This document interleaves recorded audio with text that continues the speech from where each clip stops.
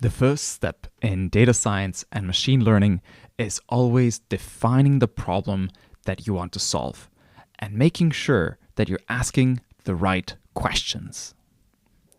So in this video, let's specify the exact question that we want to answer. We're going to formulate our goal and we're going to set the context for the upcoming videos.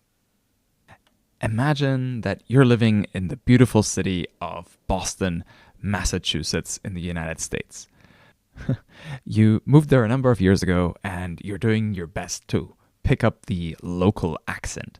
Now, I am told that you can't really do a Boston accent without liberal use of profanity, so I will resist the temptation of doing an impression of one right now. Anyhow, imagine you're living in Boston and you're working in the real estate business. And you have this friend who recently moved to the city, so you decide to meet up with them in one of the local coffee shops. You two get talking and he asks you, So, I'm looking to buy a place to live here. How much does a house cost in Boston? Now, this is the opportunity that you've been waiting for all your life. So you grab your little calculator and your little model house from your bag and you put it onto the table and coyly respond, Well, it depends. What kind of house are we talking about? I don't know, says your friend. How much does a house cost around here? You work in real estate, you should know. Your friend has completely ignored your request for more information and to be more specific, and continues to press you on an answer. So you respond, It depends on the size of the house, mate. What are we talking about? A shoebox of an apartment or an MTV Cribs-style mansion? Also, which part of town do you want to buy a house in? Downtown or in the suburbs? Your friend just stares you down and says, Just give me a number. What are you going to say to that? With no information about the kind of house, no information about the home's features, no information on the location, what's the best possible answer that you can give your friend? What's the most truthful way to answer this question? Well, the answer is just the average home price in Boston, right? So you turn to your friend, smile, and say $567,500. And you silently decide that you never want to meet somebody who is so poor at phrasing their questions ever again.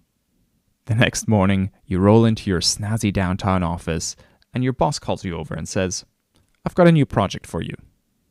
Our real estate agents need a software tool that helps them value homes in the Boston area at the push of a button.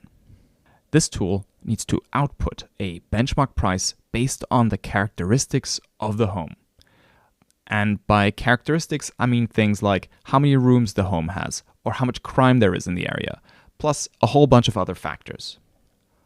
Also, we want to see the contribution of each factor in your model.